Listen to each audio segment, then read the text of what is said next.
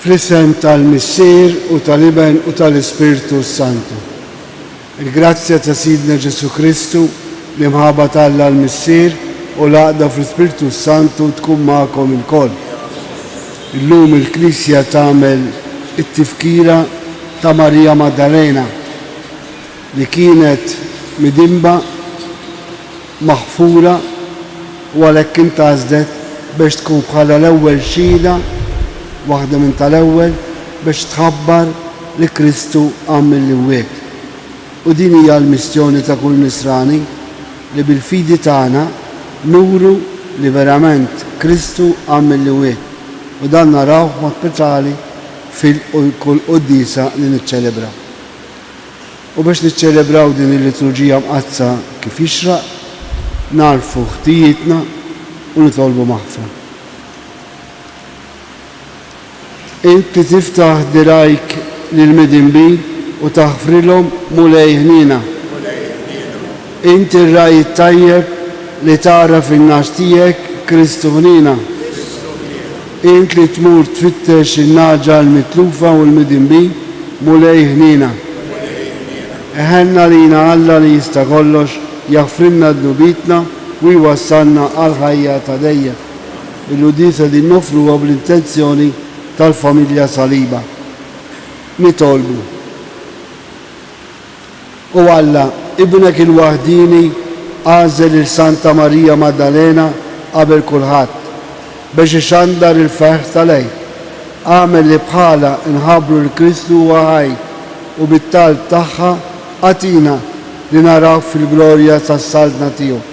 Ibnek Ġesu Kristu Sidna li hu Alla u miegħek jgħix u jsalta flimkien mal-Ispirtu Santu għal dejjem ta' dejjem.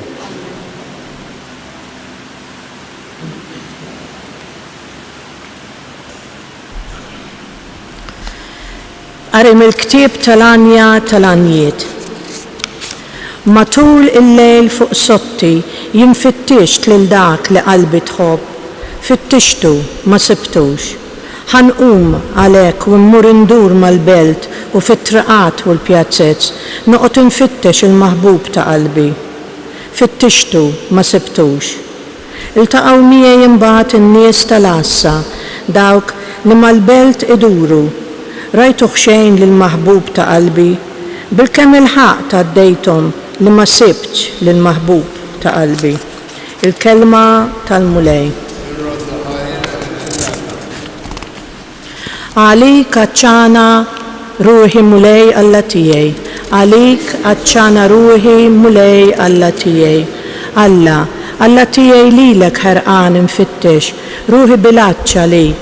Għalik imxenna jien, bħal art nixfa, maħruqa bla ilma.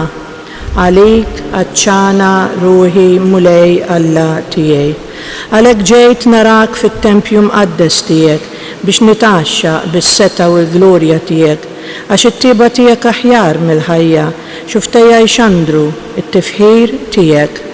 Għalik għaċċana ruħi mulej Alla tiegħi. Għalhekk imbirkek tul ħajti kollha, nolli jdejja u nsejjaħ ismek, bħal bikel mill-aħjar li jsemmen nimtela u jannilek fommi b'xuftejn ferriħa. Għalik għaċċana ruħi mulej Alla tiegħi. Għax int kont għajnuna għalija għaddel ta' ġwenħajk nanni bil-ferħ, miegħek tingħaqqad ruħi, int weżinni bil-leminija tiegħek. Għalik għaċċana ruħi mulej Alla tiegħi. Alleluja, alleluja, alleluja. Ejdilna Marija, ħabrilna fit-triq lil min rajt. Jien rajt qabel Kristu li xoxta fis-sebħ tal-qawmien. Alleluja, alleluja.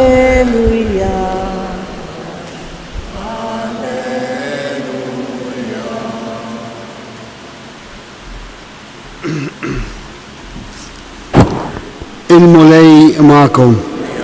Qari mill-Vanġelu skont San Ġwan. Kien l-ewwel jum tal-ġimgħa, filgħodu kmieni kif kien għadu d-dlam.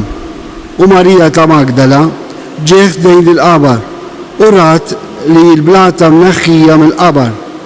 Għalhekk telqet tiġri għand Simon Pietru u għand id-disċiplu ieħor li kien iħobb Ġesu u qaltilhom qalu il-mulej mill-qabar u ma nafux fejn qiegħduh.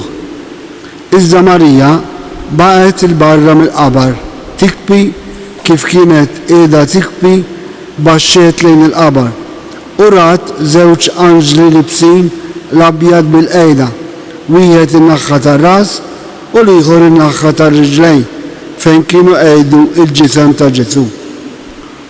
Huma qalula, Mara, għalfejn qed tibki? Iwieġbet, għax ħadu l-sidi u ma nafux fejn qiegħduh. Kif qalet hekk, daret lura u rat lil Ġesu wieqef, iżda ma ndebħitx li kien Ġesu. U Ġesu qalilha, Mara, għalfejn qed tibki? Lil min qed tfittex? U ħasbet li kien il-ġardinar u qalitlu, Sinjur, jekk ħadtu int minn hawn għejdi fejn qedtu u jien nġibu lura. Ġesu sejħilha, Mirjam, idaret u qaltlu bil-ludi, Rabbuni, jiġifieri Mgħallem. Ġesu qalilha, la tmissnix għax għadni ma tlajtx għand il-missier, imma mur għid il-ħuti u għejdilhom li ser nitla' għand il-missier u missierkom, Alla tiegħi u Alla tagħkom. Marija ta' Magdala marret għand id-disċipli u tagħtihom l-aħbar. Rajt il-mulej u għaltilhom x'qalilha. Il-kelma tal-mulej.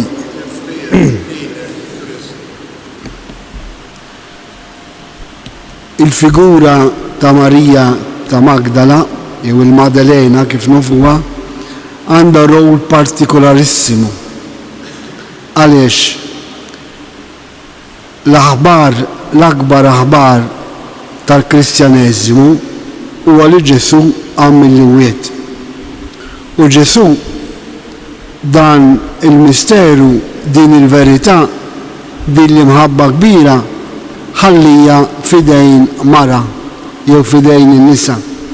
Għaliex ma nafux preċiż kemm kienu u min kienu, nafu żgur li kien hemm Marija ta' Magdala.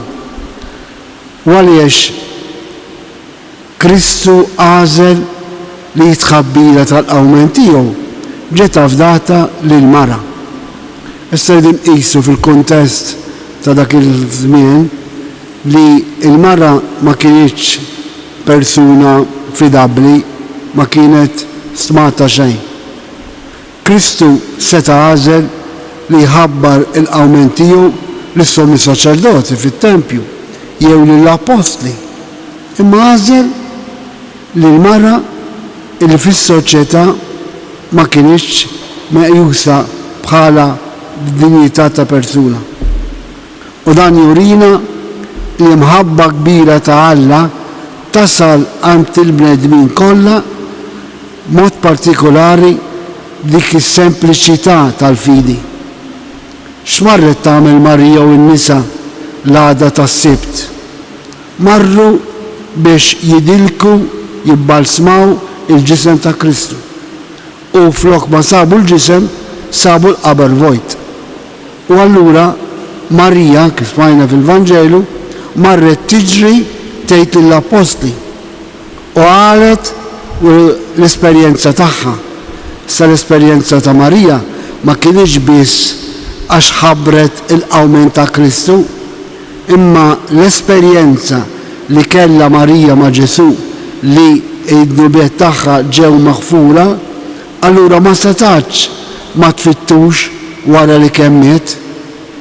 U Ġesu urija verament dan il-misteru tal-qawmien. Mela, x'talima nistgħu nieħdu eżes bieb? Wieħed mir-raġuni prinċipali li niġu l-qudiesa hija għaliex aħna nistqarru il-qawmen ta' Kristu. Dan huwa l-ewwel obbligu, din hija l-ewwel xhieda li nistgħu nagħtu li aħna din hawnhekk għax nemmnu u rridu nuru li nemmnu li Kristu għamil l-wiet.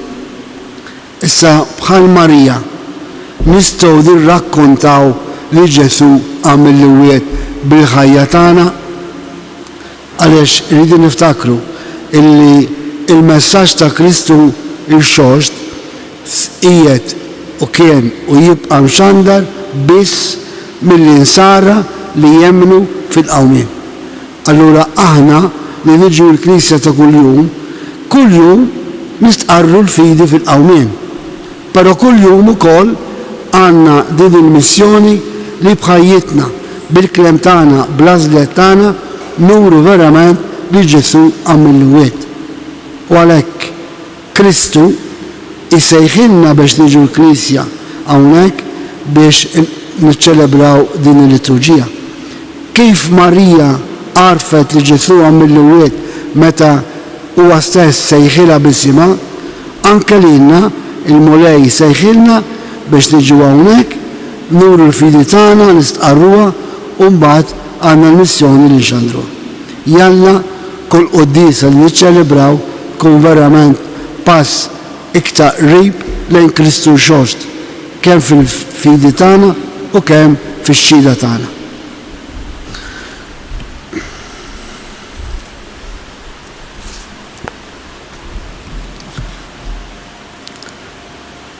F'għajnejn Alla kull ħajja hija għażiża għaliex ġiet mifdija bid-dam ta' ibnu.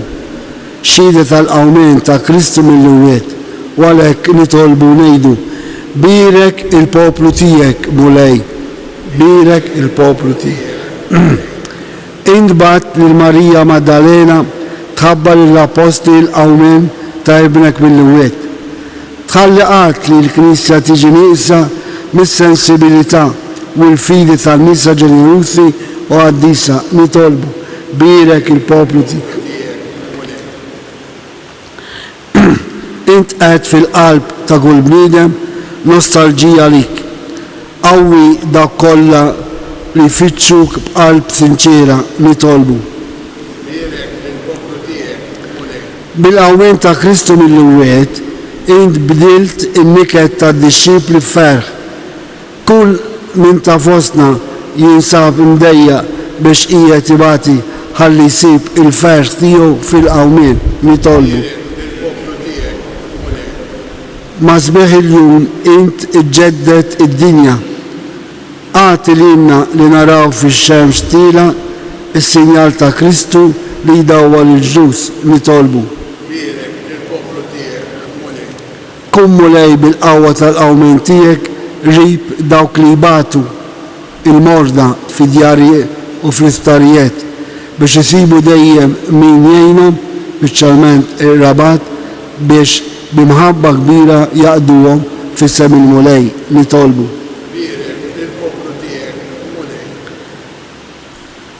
Irresqu wkoll it-tal personali tagħna.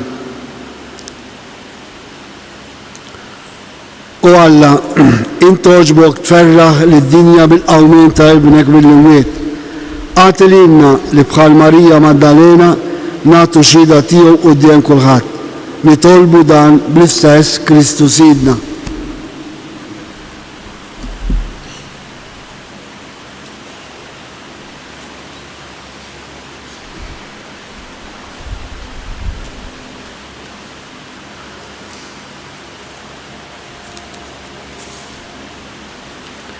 Imbirek int mulej Alla tal-ħolqien kollu, għax fit-tjubitek tajtna dan il-ħobs li qegħdin nofrulek, frotta l-art u xogħol il-bniedem li minnu jisralina il-ħobs tal-ħajja. Imbirek Alla għaddejja.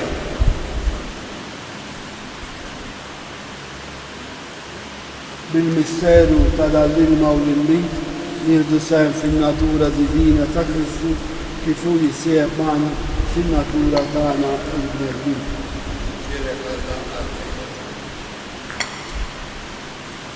Imbirek int mulej Alla tal-ħolqien kollu, għax fit-tjubitek tajtna dal-imbit li qegħdin nofrulek, frotta d-dilja u xogħol il-bniedem li minnu jisralina ix-xorb tar-ruħ. Imbirek Alla għaddejja. Itolbu biex is-sakrifiċċju tiegħi u tagħkom ikun joġob lil Alla l-missier li jista' kollox. jilqa l-mulej minn idejk, is-sagrifiċċju għat-tifir glorja ta' Jessu, aħtiġijiet tagħna tal-Knisja għal-sofferta tiegħek. Il-amolej l-offerti li għedin namlulek fit-tifkira ta' Santa Marija Maddalena. Bħalma ibnek il-wahdini fit-tiba tiegħu oġbu jilqa x-xhieda tal-imħabba kbira tagħha u li jgħix u jsaltan għal dejjem ta' dejjem. Il-mulej magħkom. Nerfu qlubna l-fuq. Nuġukħaj l-mulej Alla tagħna. Sewwa u xira tas-sew missier Addis. Alla ta' dejjem tista' kollox. Tajjeb u daġid tas-salvazzjoni tagħna. Li dalodu u f'kull sitwazzjoni tal-ħajja irrodulek ħaj. Għaliex bid-dem ta' ibnek u bil-qawwa tal-Ispirtu Santu erġaj ġbart miegħek lill-uliet li jidluk kien xerret u biet minnek u int Alla wieħed fi 3 persuni bil-qawwa tiegħek għaqqadthom f'poplu li hu l-Knisja tiegħek, il-ġisem ta' Kristu u t-tempju tal-Ispirtu Santu għat-tifħid tal-erf tiegħek bla jes. Għalhekk nissibu mal-tajja tal-Anġli u ferbir il-farru u intennulek Addis, Addis, Addis, mulej Alla tal-Eżerċitu. Gloria tiegħek, Osanna fil-għoli tas-Smur, mbierek il-ġej fil-familja, Osanna fil-għoli tas-Smur. Addis tas-sewint mulej inti lajn ta' kull dusija. Għaddes għalhekk li tolbuk dal-offerti bil-barka tal-Ispirtu tiegħek biex isiru għalina il-ġisem u d-dem ta' Sidna Ġesu Kristu. Li meta kien sejrinata biex minn rajħibati ħal-ħobs, rat il-ħaj, qasam tal id-disċipli tiegħu u għal. Ħudu u kulu il-kol minn dan, għax dan huwa ġismi li jingħata għalikom.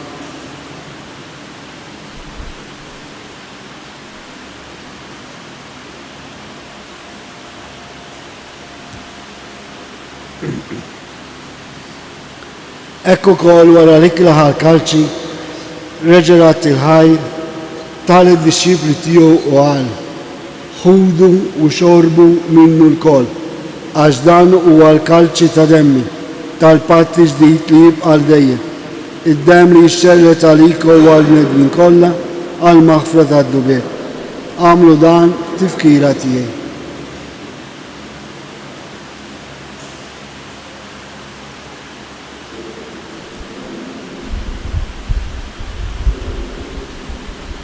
Danu il-misteru tal-fidi inħabru il-mettijek mulej uġan.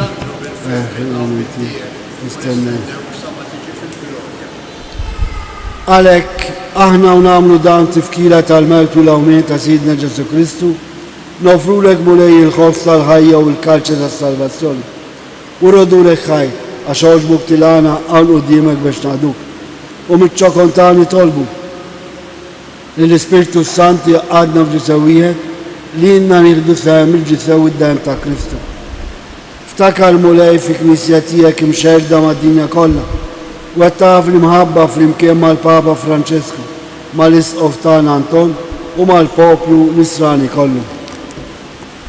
Ftakar fil-qaddejja tiegħek tal-familja Saliba li jogħġbuk issejħilhom għal għandek minn din-dinja. Ftakar f'ħutna dawk li raqdu bit-tama tal-qawmien, ftakar ukoll fil-mejtin kollha. Daħħalhom quddiemek fid-dar tas-seb tiegħek. Ħen għalina l-koll li tolbuk. Għati lilna wkoll il-wirt tal-ħajja ta' dejjem. Flimkien mal-Verġi Mqazza u Malla Marija, San Ġusepp, l-Apostli, Marija Maddalena u l-qaddisin kollha li jgħixu fil-biberija tiegħek sa mill-bidu tad-dinja. Għamel li magħhom infaruk u nfebbħuk Ġesu Kristu Sidna.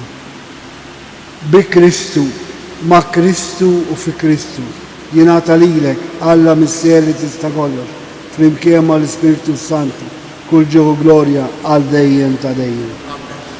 Fil-Vanġelu tal-lum smajna li Ġesu qal lil Marija, sejra ant missieri u ant missierkom. L-ewwel darba li Ġesu semma il-missier bħala missierna. Allura anki aħna bil-mertu tal-qawmen ta' Kristu narfu din l-imħabba ta' Alla l-missier li wellidna bħal olidu. U għalhekk bħal-oljet nitolbu kif għallimna.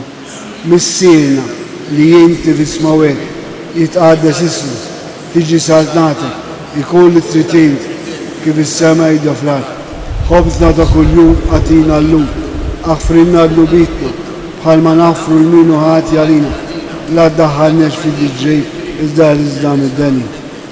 Eħlisna nitolbuk mulej minn kull deni, għatina fit-tiba u l-paċi fi żmina biex nkunu ħilsa dejjem mid-dnub u mħarsa minn kull inkwiet. Aħna u nistennew u nittamaw ilena u l-miġġa tas-Salvatur tagħna Ġesu Kristu. Mulej Ġesu Kristu li qed l-apostli tiegħek inħallilkom islem nagħtikom islem tiegħi. La tħallis lejn nubitna, iżda ħares lejn il-fidi tal-Knisja tiegħek. Għati jaslem u laqda li jinsrit fija, int li tgħix fis-saltan għal dejjem ta' dejjem. Il-paċi ta' Ġesu kun dejjem magħkom. Għatu sinjal ta' paċi lil xulxin. Il-ġisem u d-dem ta' Kristu f'dan il-kalċi li ser nitqarbu bihom ikunu jiswewna għal ħajja ta' dejjem. Ħaruf talla li tnaxxi l-nubitna. ħaruf ta' Alla id-deħidu bid-dinja ħenna lina. ħaruf ta' Alla id-deħidu bid-dinja għatina il-waħġ. Danu Ġesu rebbieħ fuq il-mewt. Dan il-ħaruf talla li jneħħi l-nubet tad-dinja. Ħejnin aħna l-mistiedna għall-ikra tal-ħaruf. Mulej ma jisfawix. Għazza sa'kir, id-dejt kellu għu.